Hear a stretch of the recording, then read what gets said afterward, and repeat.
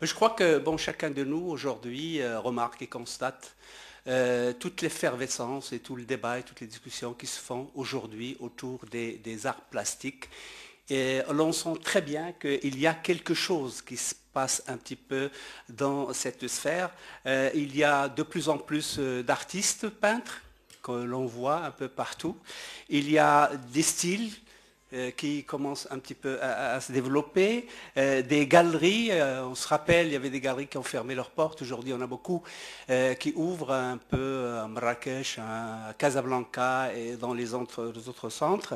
Il y a des ventes aux enchères. Bon, ce n'était pas une tradition au Maroc, mais depuis maintenant 3-4 années, elle commence un petit peu à se faire remarquer. On commence à parler un petit peu de ventes aux enchères qui, des fois, atteignent des sommets qui pousse à l'interrogation où va-t-on? Et on se pose la question, qu'est-ce qui se passe? Mais avant peut-être d'aller essayer de répondre à cette question, il serait intéressant de faire une petite rétrospective et de voir un petit peu, avoir un recul pour voir le parcours de cette peinture des arts plastiques au Maroc.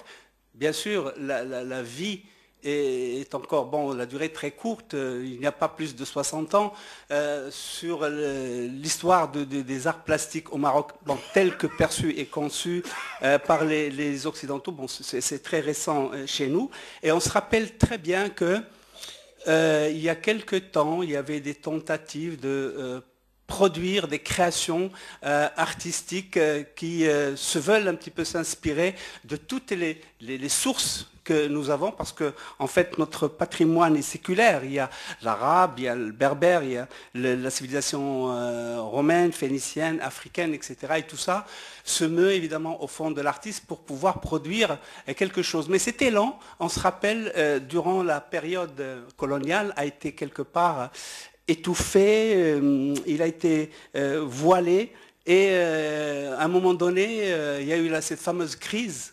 On se rappelle de la crise d'identité, et beaucoup de nos amis artistes, la revue Souffle, on se rappelle très bien, Mlihi, Belkaïe, tout le monde qui avait travaillé pour essayer de trouver réponse à ce problème de crise identitaire. Mais aujourd'hui, je crois que après 10 années après la période coloniale, je crois que la peinture a retrouvé un petit peu ses repères, et ce problème ne se pose plus parce que bon, on remarque que la création artistique, finalement, c'est quelque chose de très, très personnel, et que, bon, on tend beaucoup plus vers l'universel. Mais cette tendance vers l'universel a été à l'origine de ce développement qui se fait aujourd'hui au niveau de la peinture, mais malheureusement avec un déficit sérieux de communication. Et ça, je crois, c'est la question numéro un qu'affronte la peinture marocaine. C'est que d'abord, les artistes peintres et les artistes plasticiens se connaissent très mal entre eux. Et il y a des conflits de génération, de style, de reconnaissance, et qui font que cette effervescence se fait vraiment dans un désordre qui dérange beaucoup. Communication aussi entre plasticiens et les autres disciplines.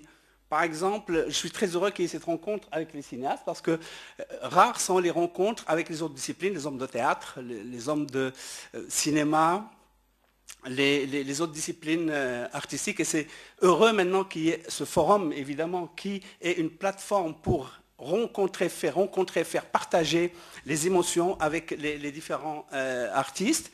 Et je crois que la communication aussi, c'est l'artiste et son public. Depuis toujours, bon, la vocation de l'artiste peintre, c'est de s'enfermer dans son atelier pour créer et pour produire. N'empêche qu'il y a besoin d'aller vers ce public-là, de communiquer avec ce public. Et c'est pourquoi, bon, parmi les choses qu'on a tenté de faire ensemble, c'est de créer un village d'artistes qui pourrait ouvrir, qui pouvait être fait d'ateliers, lesquels ateliers seraient un espace de travail pour les artistes, mais aussi un espace ouvert aux enfants, c'est très important parce que c'est ce public qui va être formé demain, et ouvert aussi à monsieur tout le monde, parce qu'il y a absolument besoin de ce pont entre ce que nous faisons, nous, autres artistes peintres, évidemment les personnes qui vont venir voir un petit peu le travail que l'on est en train de faire. Et communication toujours, au niveau un petit peu de ce qui est en train de se faire pour marchander, pour vendre l'œuvre d'art.